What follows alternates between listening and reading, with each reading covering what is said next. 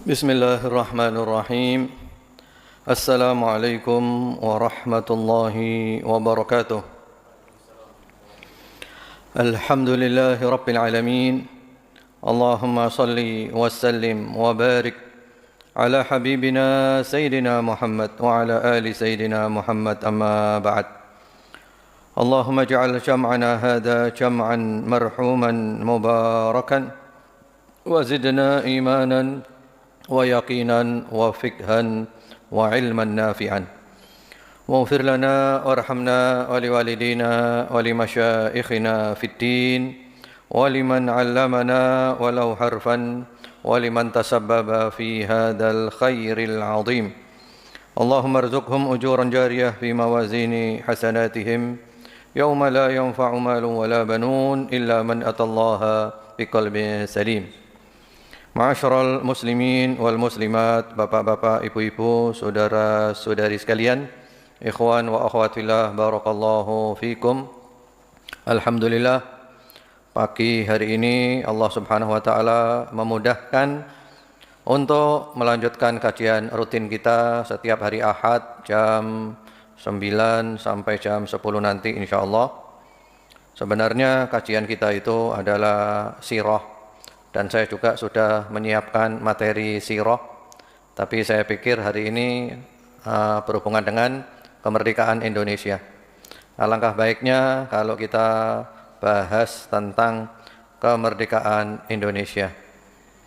Insya Allah bermanfaat dan ada hal-hal yang mungkin perlu kita ketahui tentang kemerdekaan Indonesia ini, yaitu, dan kita berharap kepada Allah dengan barokah majlis ini di rumah Allah ini, Allah ampuni dosa-dosa kita, Allah maafkan kesalahan kita, Allah terima taubat kita, Allah berikan ilmu yang bermanfaat, rezeki yang baik, yang halal, yang barokah, yang banyak, dan Allah kabulkan semua aktivitas kita. Allah berikan sehat walafiat, istiqamah sampai husnul khatimah. Allahumma amin. Hari ini adalah 80 tahun Indonesia merdeka semenjak hari kemerdekaan 17 Agustus 1945 dan sekarang tahun 2025. Indonesia ini adalah secuil surga Allah untuk kita. Itulah Indonesia. Indonesia ini adalah surga yang diamanatkan oleh Allah kepada kita. Indonesia indahnya bukan main, keindahannya, kekayaannya, semua kekayaan yang dicari oleh manusia ada di Indonesia. Kemudian juga di Indonesia ini ada berbagai macam perbedaan. Ada ribuan pulau, ada beragam suku, bahasa, budaya, banyak perbedaan.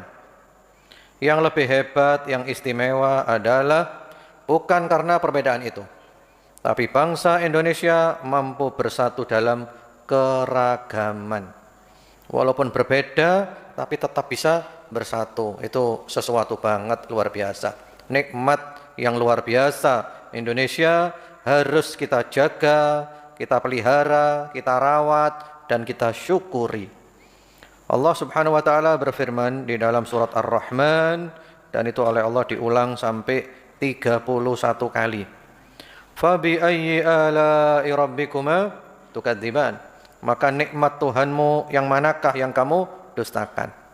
Kita jawab, ya Allah, tidak ada satupun nikmat-Mu yang kami dustakan, termasuk nikmat Indonesia. Rasulullah Muhammad SAW menyebutkan ada 3 perkara. Kalau 3 perkara itu ada dalam diri kita, maka kita termasuk orang paling kaya di dunia. Yaitu di dalam hadis riwayat At-Tirmidzi dan yang lainnya dengan sanad yang sahih. Rasulullah SAW bersabda, "Man asbaha minkum aminan fi sirbih, mu'afan fi jasadih, wa 'indahu qutu yaumih, faka'annama hizat lahu dunya bihadzafiriha." Siapa di antara kamu yang suatu pagi itu aman di tempatnya? Dan kita alhamdulillah di Indonesia aman. Stabilitas keamanan terjamin. Enggak ada perang, enggak ada takut. Yang kedua, badannya sehat. Insya Allah kita semua sehat. Yang ketiga, makanan hari itu ada. Insya Allah orang Indonesia semuanya bisa makan, nggak ada yang kelaparan. Yang penting hari ini ada, besok urusannya besok. Maka seakan-akan dunia seisinya milik dia. Jadi untuk menjadi orang terkaya itu hanya butuh 3. Yang pertama apa? Aman. Yang kedua, sehat. Yang ketiga, makanan hari ini ada. Dan alhamdulillah di Indonesia tidak ada orang kelaparan. Di Indonesia semuanya makan. Tidak ada kelaparan di Indonesia. Kalau ada kelaparan di Indonesia, kita semuanya berdosa. Dan kita semuanya wajib berangkat ke sana untuk memberi makan mereka. Insya Allah tidak ada orang kelaparan di Indonesia. Kecuali kalau ada bencana, baru ada kasus. Kemudian juga, karena ini adalah nikmat, maka nikmat ini perlu kita jaga. Yaitu dengan cara bersyukur. Syukur adalah kunci keberlangsungan nikmat. Surat Ibrahim ayat nomor 7. Wa itta'adzana rabbukum la in syakartum la azidannakum wa la in kafartum inna adzabi lasyadid. Dan ingatlah ketika Rabbmu mengumumkan. Ini pengumuman dari Allah ya. Ini maklumat dari Allah. Apa pengumumannya? La in syakartum la azidannakum. Kalau kamu sudah benar-benar bersyukur, sungguh pasti aku benar-benar menambah nikmatku kepadamu. Tapi kalau kamu kufur, sesungguhnya azabku sangat pedih. Ini pengumuman dari Allah, dan di situ ada penekanan-penekanan, ada lam taukid, ada nun taukid. Kalau kita mau terjemahkan itu, kalau kamu sudah benar-benar bersyukur, sungguh pasti aku benar-benar akan menambah nikmat kepadamu. Dan semoga kita termasuk orang-orang yang bersyukur. Kemudian juga di dalam surat An-Nisa ayat nomor 147. Ma yaf'alullahu bi'adabikum in syakartum wa amantum. Apa perlunya Allah mengadab kamu jika kamu sudah bersyukur dan kamu beriman. Itu 2 resep yang penting. Kalau kita punya 2 resep itu, Allah tidak akan menghukum kita. Allah tidak akan mengadab kita. Resepnya adalah pertama, bersyukur. Kedua, beriman. Allah yang ngomong sendiri, An-Nisa 147, buat apa Allah mengadab kamu? Buat apa Allah menyiksa kamu kalau kamu sudah bersyukur dan kamu sudah beriman? Bagaimana caranya bersyukur? Gimana caranya syukur? Ya, syukur itu ada 3 rukunnya. Kalau kita sudah mengamalkan 3 rukun ini, berarti kita sudah bersyukur sempurna. Kalau kita belum mengamalkan 3 ini, berarti syukur kita belum sempurna, masih kurang. Yang pertama, asyukru bil qalbi, syukur dengan hati. Jadi hati ini mengakui bahwa semua nikmat ini adalah dari Allah. Bukan karena saya hebat, bukan karena saya pintar, bukan karena saya layak mendapatkannya. Ini murni nikmat dari Allah. Yang kedua, asyukru bil lisan, syukur dengan lisan. Kita rajin memuji Allah. Alhamdulillahirabbil alamin. Alhamdulillah. Allahumma lakal hamdu wasyukru. Terima kasih ya Allah. Segala puji hanya untukmu. Yang pandai memuji Allah. Yang ketiga, asyukru bil jawarih, yaitu syukur dengan anggota tubuh. Nikmat tersebut kita pergunakan untuk taat dan tidak kita pakai untuk maksiat. Kalau kita sudah syukur dengan seperti itu, berarti sudah sempurna syukurnya dan pasti Allah menambah nikmatnya kepada kita. Gimana tadi caranya bersyukur? Ada 3. Yang pertama, syukur dengan hati, yaitu hati mengakui nikmat ini dari Allah. Bukan karena saya hebat, saya pintar, saya layak mendapatkannya. Bukan, karena Allah. Yang kedua, syukur dengan lisan yang pandai memuji-muji Allah sang pemberi nikmat. Yang ketiga, syukur dengan anggota tubuh. Nikmatnya dipakai untuk taat, bukan dipakai untuk maksiat. Baik. Kemudian di dalam Al-Quran itu ada 4 pilar kemerdekaan dan keberkahan negeri. Jadi kalau ada yang tanya cara mengisi kemerdekaan, Nggak usah muluk-muluk, 4 aja sudah. 4 aja di surat Al-Hajj ayat nomor 41. Surat Al-Hajj ayat nomor 41. Itu 4 pilar kemerdekaan dan keberkahan negeri. Jadi kalau kita dapat kemerdekaan, maka kita sambut dengan 4 ini. Surat apa tadi? Al-Hajj ayat berapa? 41. Alladzina immakkannahum fil ard aqamus salata wa atawuz zakata wa amaru bil ma'ruf wa nahaw 'anil munkar walillahi 'aqibatul umur. Orang-orang yang telah kami berikan kekuasaan di muka bumi, diberi kemerdekaan, diberi negara, maka mereka itu menyambut dengan 4 perkara.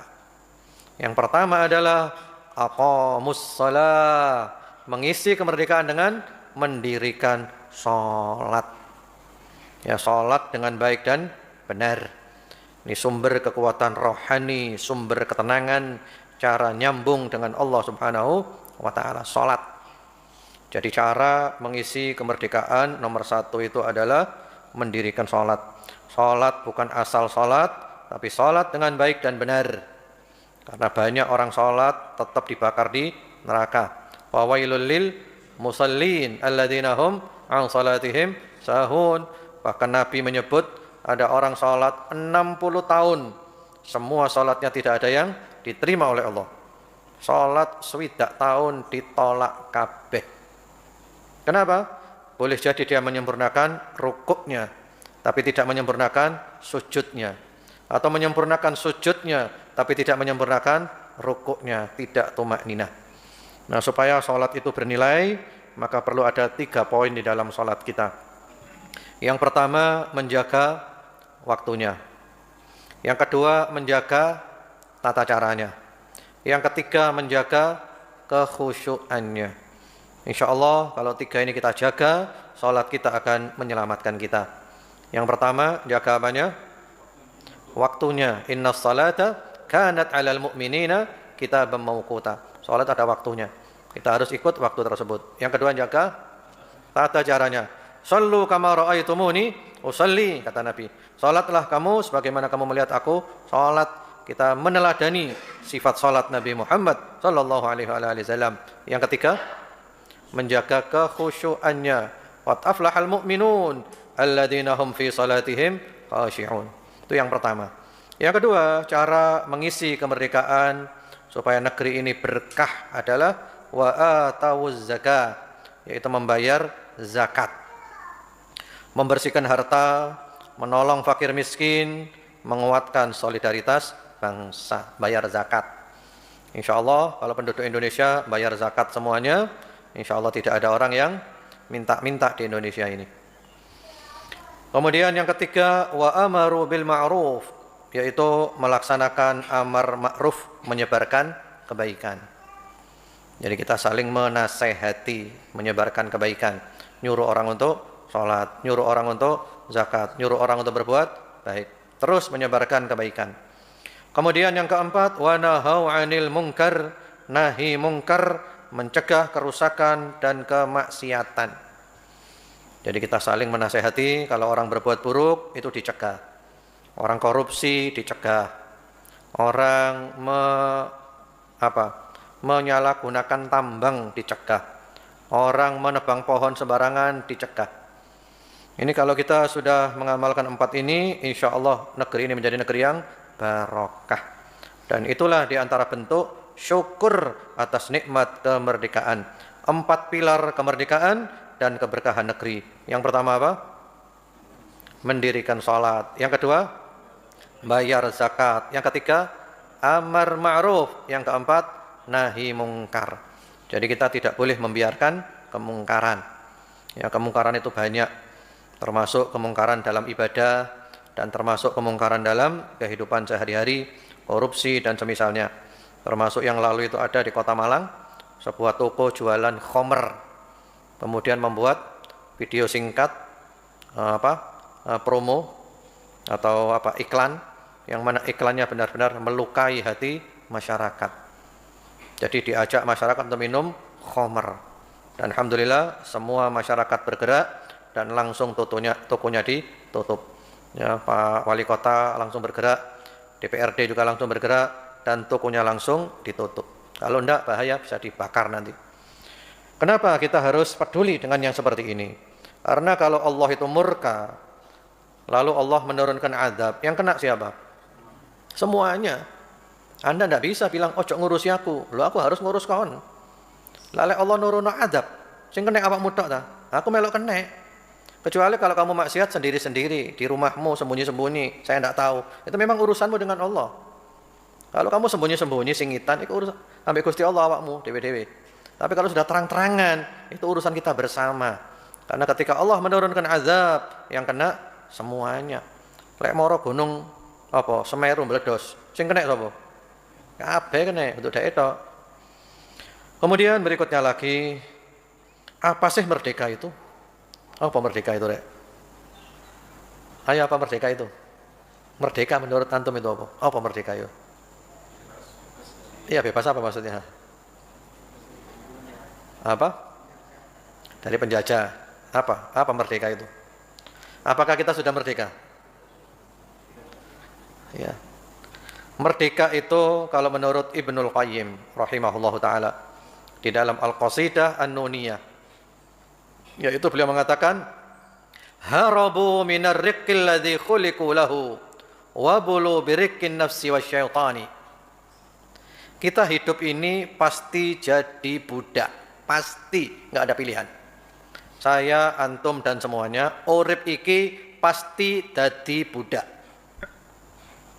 Dan Allah menciptakan kita untuk menjadi budaknya Allah, hambanya Allah. Wa ma khalaqtul jinna wal insa illa liya'budun. Az-Zariyat 56. Ya, jadi kita jadi budaknya Allah. Ketika kita menjadi budaknya Allah, hambanya Allah, saat itulah kita menjadi orang yang merdeka. Merdeka itu adalah ketika kita hanya menjadi hambanya Allah, tidak mau jadi hambanya makhluk. Merdeka dadi hambane Gusti Allah, kudu budake makhluk. Lalu kata Ibnul Qayyim, orang yang tidak mau jadi budaknya Allah, dia lari, maka dia masuk dalam perangkap perbudakan yang lainnya. Dia menjadi budaknya setan dan budaknya hawa nafsu, dan dia akan terpenjara di penjara yang paling sempit. Jadi wong lek gak gelem dadi budake Gusti Allah, maka pasti jadi budaknya siapa?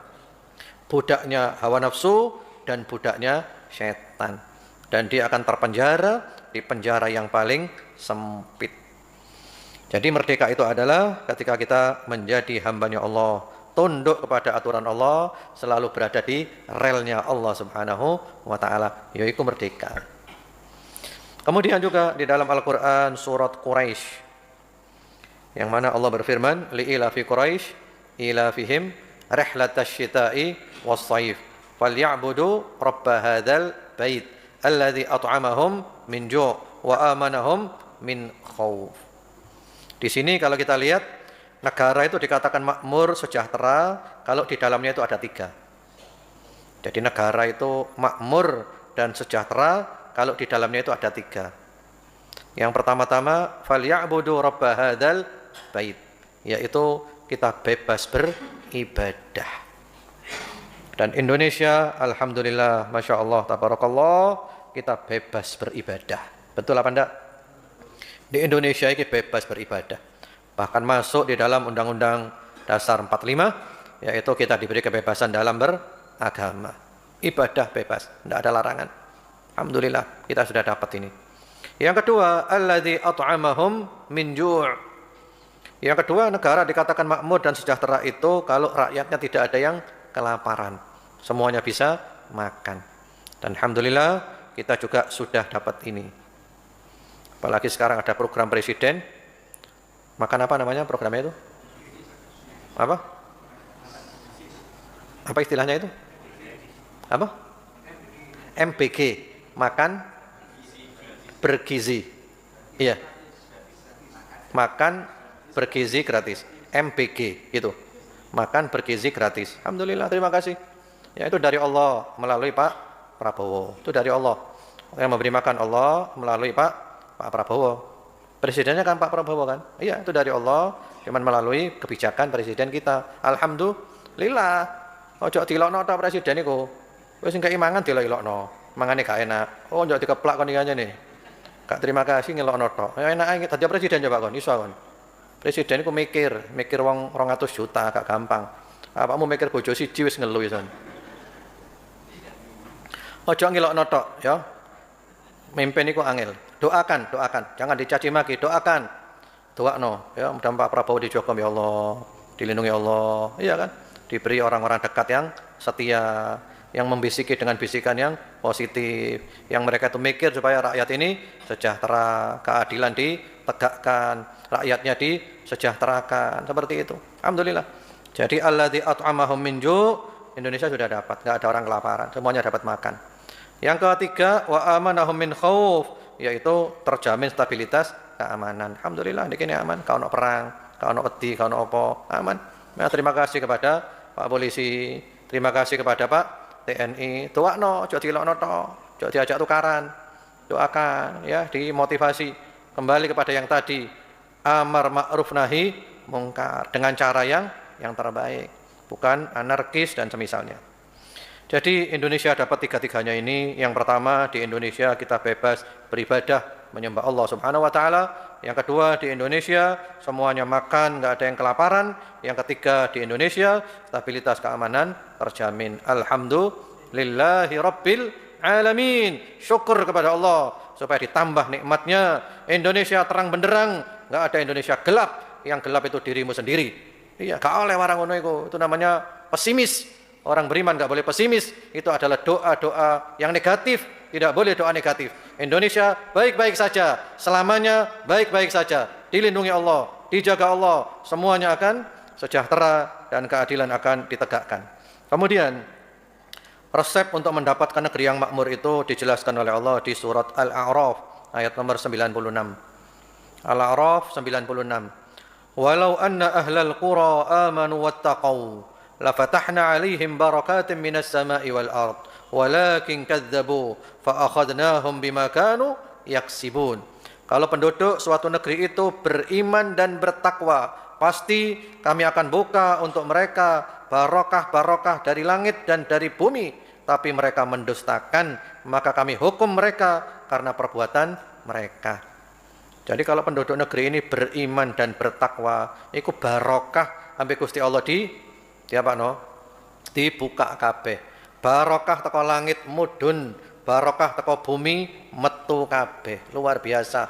Barokah langit, barokah bumi dijor kabeh. Kalau apa? Kalau apa tadi? Kalau beriman dan bertakwa. Tapi kalau mendustakan, maka oleh Allah dihukum. Makanya ojo demo tok. Solusi bukan anarkis, solusi itu awakmu apa? Awakmu apa solusi ini?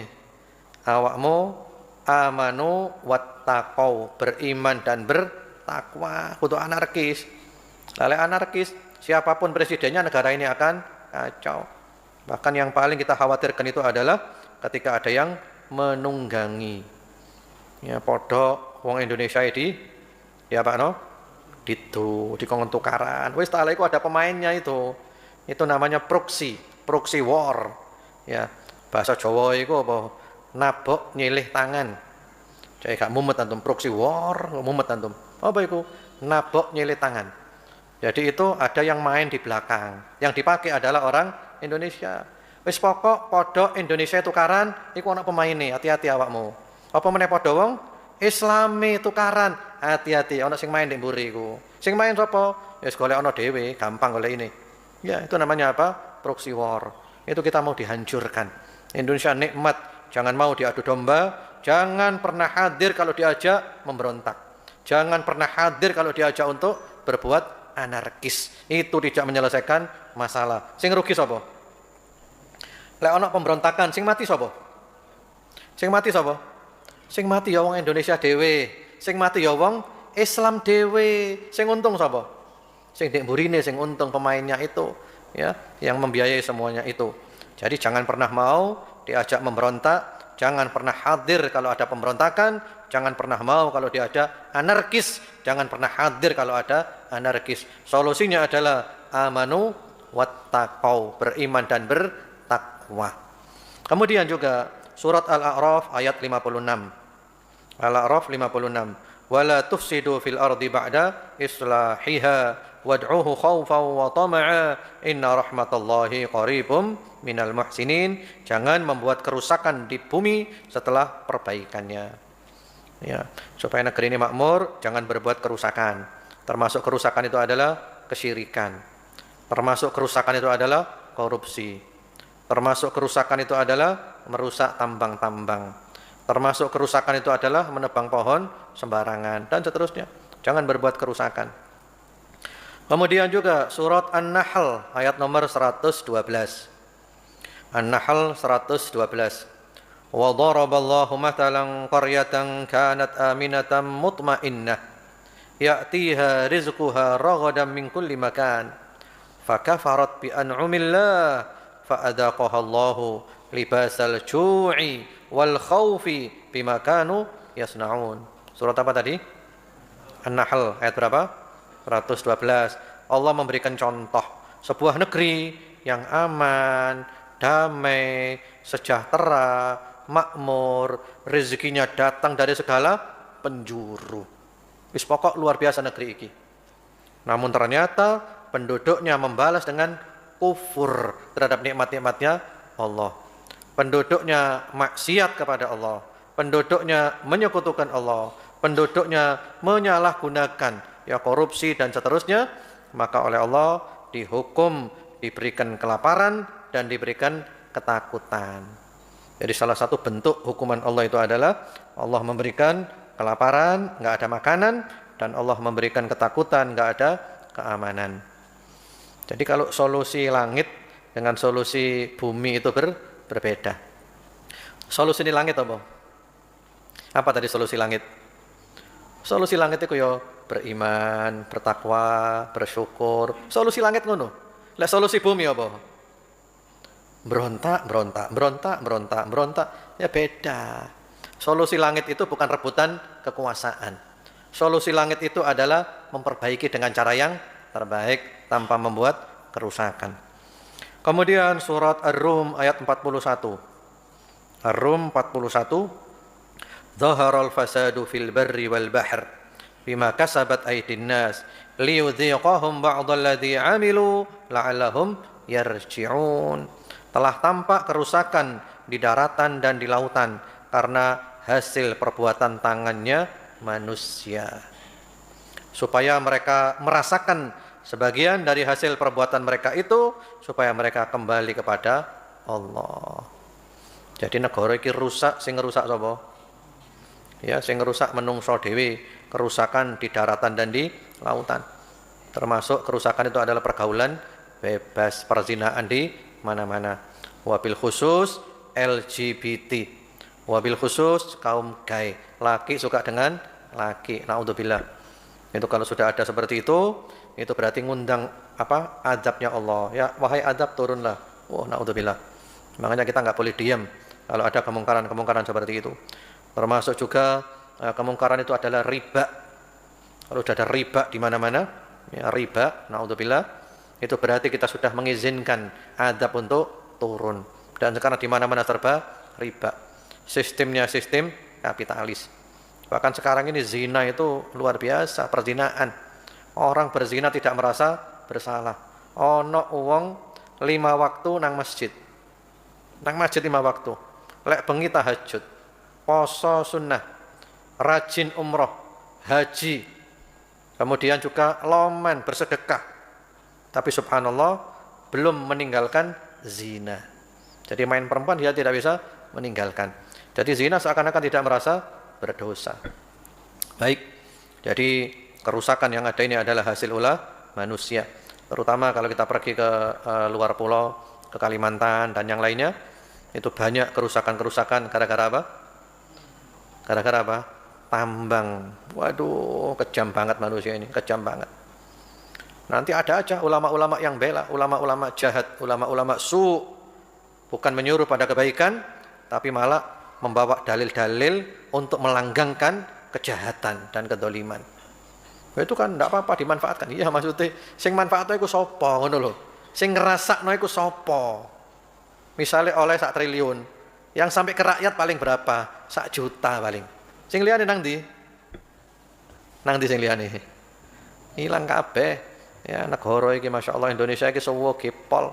Sampai-sampai ada ahli yang mengatakan kalau dikelola dengan baik dan benar, tambang-tambang semuanya itu, maka Indonesia ini nggak butuh pajak, nggak butuh pajak.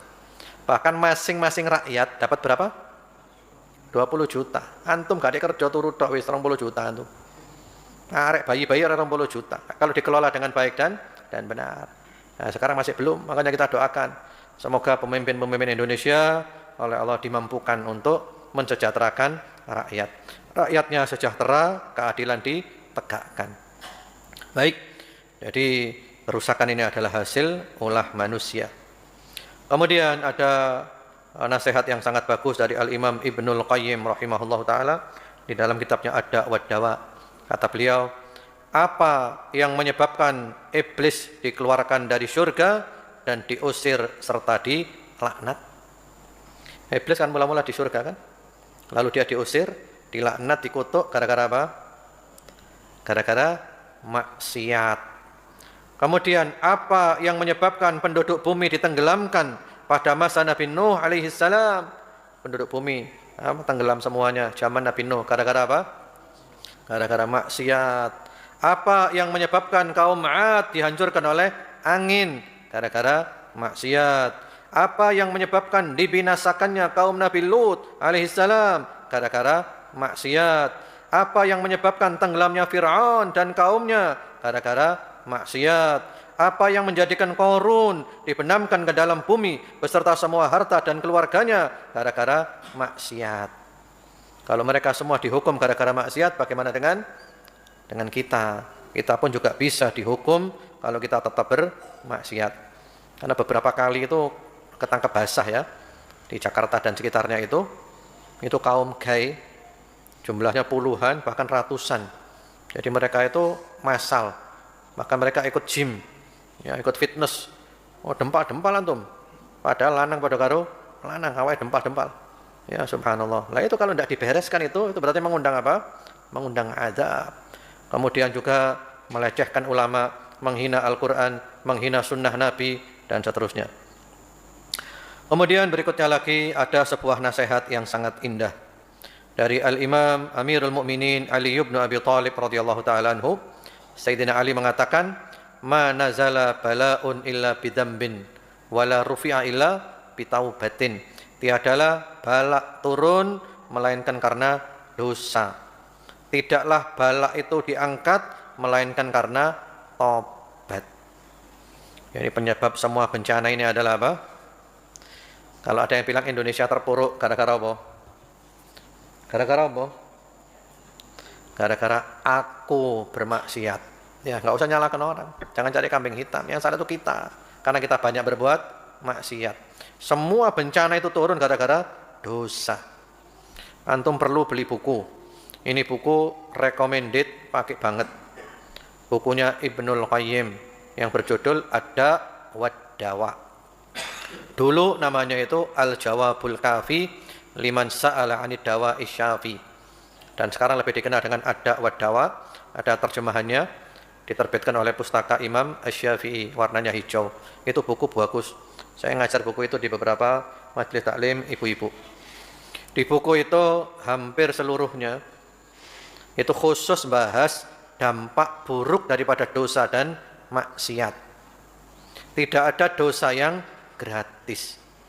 Dosa dan maksiat pasti ada dampaknya, cepat atau lambat, sedikit atau banyak, ya.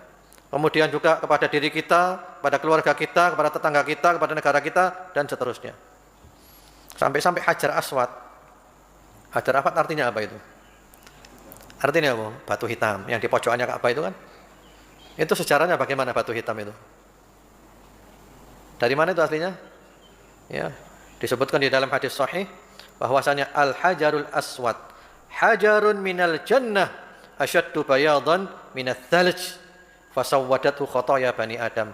Itu hajar aswad itu mula-mula dari surga turun, lebih putih dari salju atau lebih putih dari susu. masuk ke dunia berubah jadi hitam. Gara-gara apa? Dosa-dosa manusia, gara-gara kesyirikan manusia. Berarti gak ono dosa sing gratis.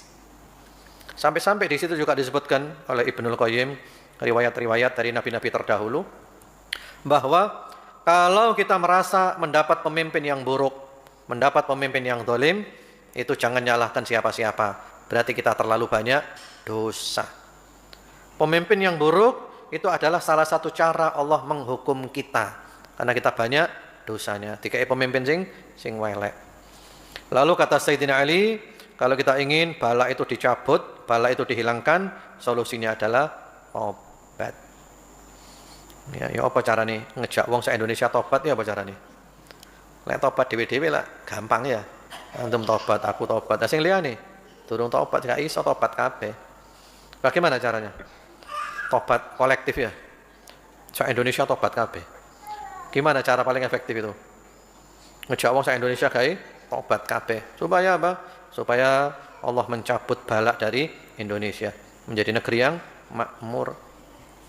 Karena itu pula Al-Hasanul Basri rahimahullahu taala ketika diajak memberontak pada zaman penguasa yang dolim dari Bani Umayyah, Hajjaj bin Yusuf, apa kata Imam Hasan Basri?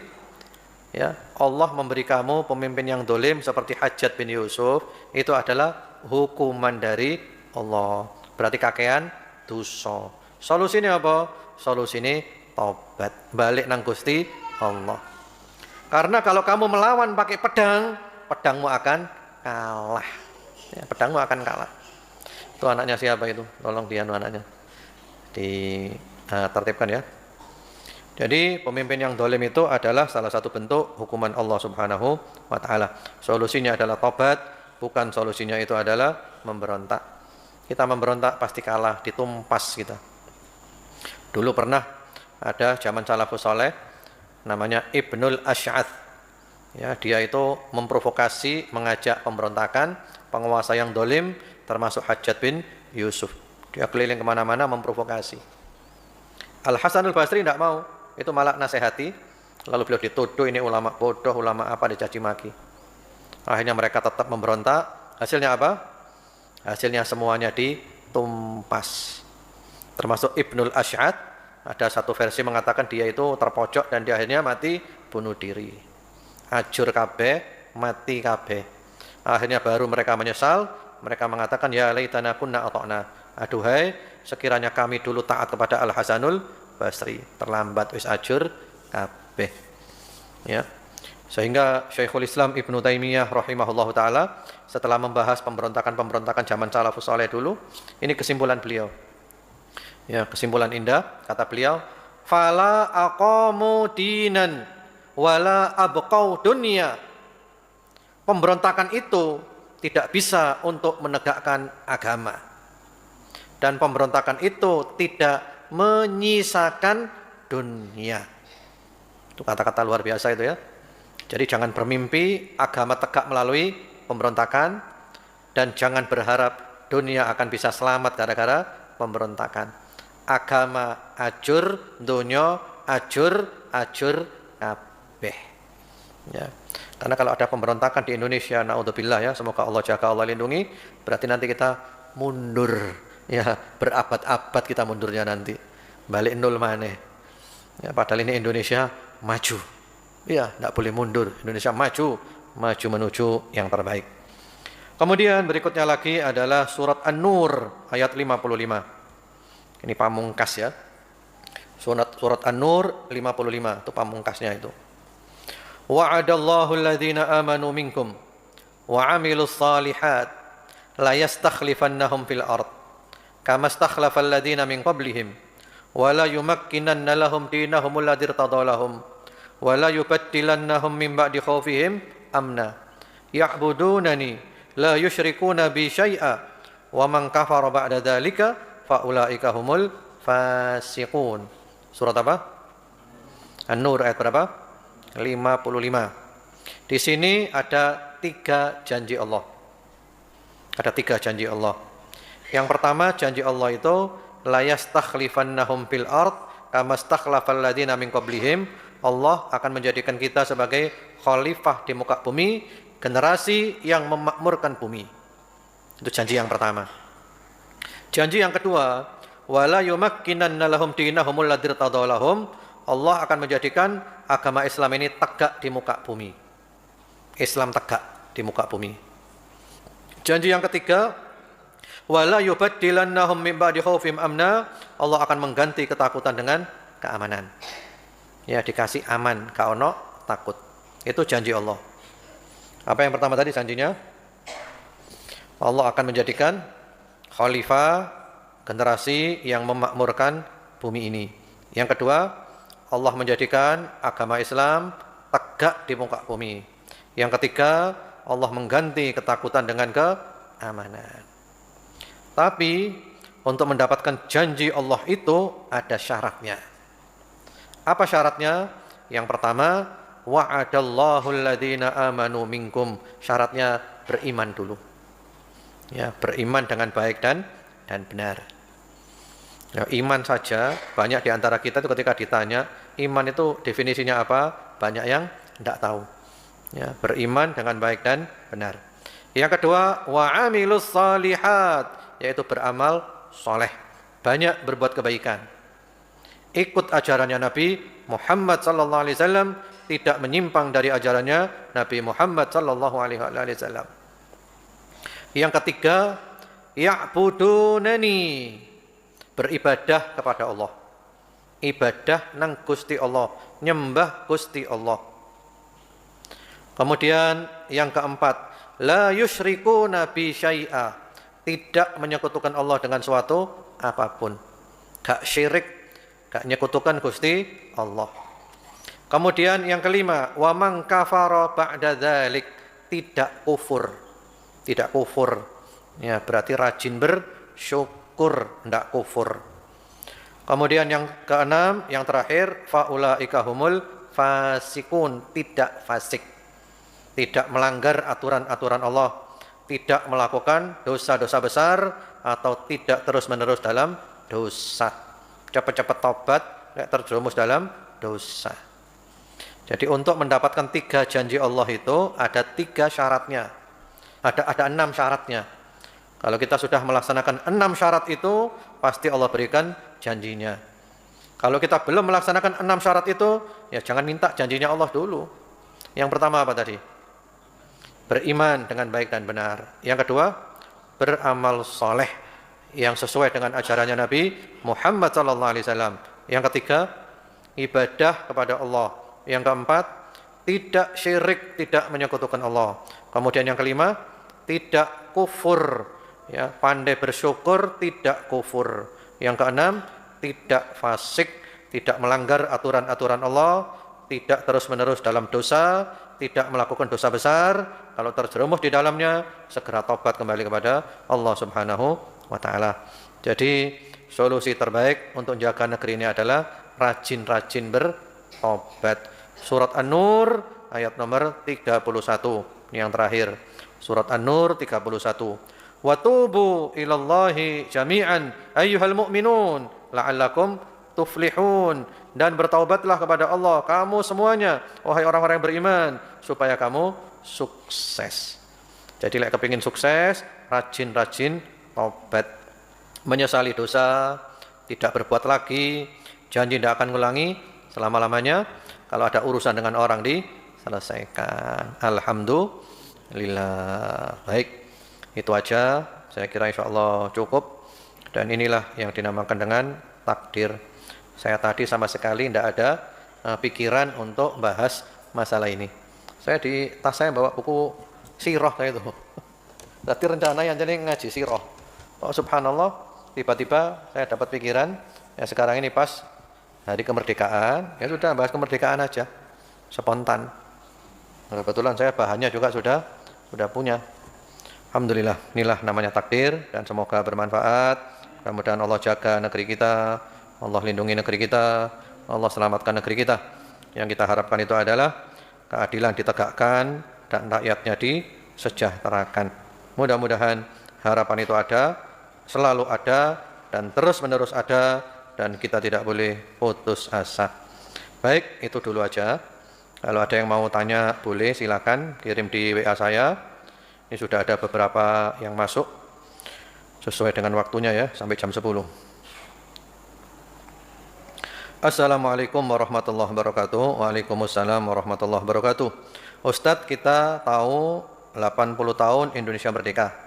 Akan tapi masih terjajah dan terbelenggu dengan pajak pendidikan, ekonomi, sosial, politik, budaya, dan keamanan bangsa ini. Lalu apa definisi merdeka itu sendiri secara spesifikasi? Jazakallahu khairan. Ya, wa jazakumullahu khairan. Ini tadi ngirim pertanyaan jam 9 lebih 11. Berarti belum diterangkan tadi. Tadi keterangannya sudah jam 9 lebih berapa tadi. Jadi merdeka itu kan kita tergantung sudut pandangnya ya. Saya sebagai ustadz, saya punya sudut pandang agama. Mungkin beda dengan ahli ekonomi. Kalau sudut pandang agama, orang merdeka itu adalah ketika dia menjadi hamba Allah yang sebenar-benarnya. Ya itu merdeka. Ya itu merdeka. Dia bukan menjadi budaknya hawa nafsu, bukan menjadi budaknya setan. Jadi budak Gusti Allah. Itu merdeka namanya. Jadi tidak ada makhluk yang memperbudak dia. Adapun masalah-masalah tadi, yaitu masalah kita bersama dan kita berkewajiban untuk menyelesaikan bersama-sama. Salah satu solusinya bukan hanya mengkritisi. Salah satu solusinya bukan hanya ngilok-ngilokno, ngeritik tok, ngilok-ngilokno tok di WhatsApp, di Facebook, di Instagram, di TikTok, ceritane ngilokno pemerintah tok. Apakah kamu ngilokno pemerintah moro masalah mari? Iya, ngono arek. Ngilokno pemerintah, masalahnya beres, gitu. Iya. Iya arek. Ya tambah runyam, tambah menimbulkan kebencian, tambah ndak karu-karuan. Lah ayo sing rajin ngilokno pemerintah. Saya tanya ayo, kamu pernah ndak doakan pemerintah? Sekarang presiden kita Pak Prabowo, kamu pernah ndak doakan Pak Prabowo? Gak tahu. Oh, ngledek ae. Berarti awakmu jenenge iso ya apa? Iso maido tok. Berarti kamu itu ikut madhab maido. Ya itu ada madhabnya, madhab maido. Jadi ceritanya maido tok, ngilokno tok iso. Doakno Pak Prabowo, sembahyang tahajud doakno. Lek kon umroh doakno, ning ngarepe Ka'bah doakno. Dijaga Allah, dilindungi Allah. Ya, dan seterusnya. Lek gak tau doakno mek apa? Ngilok-ngilokno tok. Ya gampang ae lek ngono. Berarti awakmu melok madhab maido jenenge. Ya, jadi merdeka itu adalah ketika kita menjadi hambanya Allah. Ya, bukan budaknya hawa nafsu, bukan budaknya setan. Baik, ini sudah ada yang masuk lagi. Saya jawab ya. Assalamualaikum warahmatullahi wabarakatuh. Waalaikumsalam warahmatullahi wabarakatuh. Barakallahu fiik Ustadz, wa fiik barakallah. Mau tanya terkait demonstrasi. Bagaimana hukumnya kita misal tidak ikut demonstrasi, tapi kita juga senang dengan hasil dari demonstrasi itu, misal yang terjadi kemarin di Jawa Tengah. Terus terang saya bingung antara ketidakridhoan hati dengan pajak, namun di sisi lain tidak diubah kebijakan itu kecuali dengan data demonstrasi. Mohon penjelasannya, jazakallahu khairan. Ya, wa jazakumullahu khairan. Baik, demonstrasi itu ya akhi, yang dikhawatirkan itu nanti adalah mengarah kepada anarkis, itu loh masalahnya. Ini negara, memang negara demokrasi. Salah satu cara untuk menyalurkan aspirasi melalui demonstrasi. Tapi demonstrasi yang damai, nggak anarkis. Adapun yang kemarin gini, apakah selesai masalahnya? Belum tentu ya akhi, belum tentu. Mungkin selesai sementara untuk meredakan emosi. Mari kono balik maneh. Ayo biyen ayo. Sing wis tuwa-tuwa, sing melok demo 98 ayo. Aku gak melok, soalnya aku di Arab waktu itu.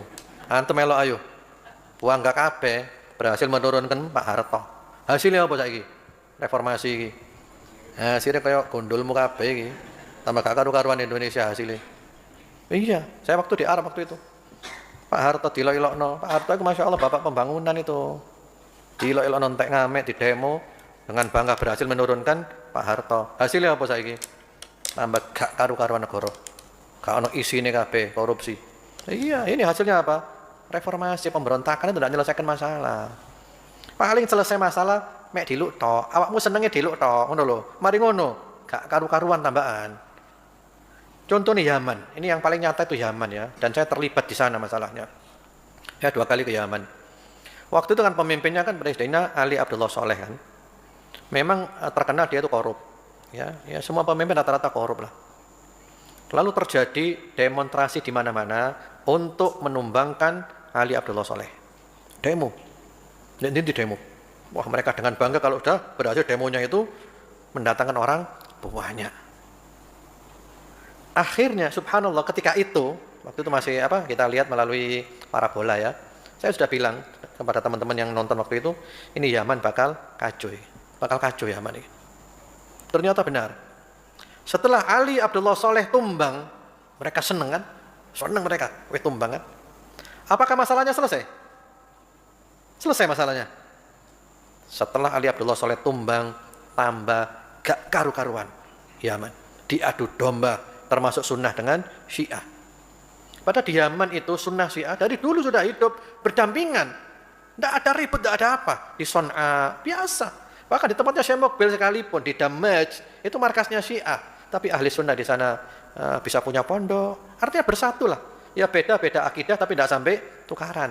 Karena tidak ada kepentingan politik. Ali Abdullah Saleh tumbang, dia masih mengakar. Dia tidak rela, dikacau Yaman. Nah, akhirnya sekarang Yaman tadi gak karu-karuan, sekarang wis pecah tadi 3 atau jadi berapa sekarang? Ada Yaman Utara, Yaman Selatan, ini dikuasai Houthi, yang selatan nanti dikuasai sebagian Saudi, sebagian Emirat, gak karu-karuan wis. Mata uangnya beda-beda. Gara-gara apa itu? Gara-gara demo. Paling awakmu senenge mek diluk tok tumbang, berhasil menumbangkan ini. Mari ngono delok hasilnya. Tidak menyelesaikan masalah itu. Kecuali kalau demo itu yang demo Palestina, saya setuju. Insya Allah kalau demo Palestina itu kan tidak berurusan dengan pemerintah ya. Dan insya Allah itu kan juga demo yang damai, tidak ada anarkis. Tapi kalau demo-demo kebijakan pemerintah, biasanya itu ada yang menunggangi. Dan akhirnya anarkis dan tidak menyelesaikan masalah. Wis contohnya kayak reformasi itu loh. Pak Harto mudun, suweneng kabeh. Gak arune apa? Padahal biyen zamannya Pak Harto $1 itu piro? $1 berapa zamannya Pak Harto dulu? Mek 2000. Saiki piro $1? Iya. Antum zamannya Pak Harto tuku bensin piro biyen? 1 liter. Piro? 500 saiki piro kan?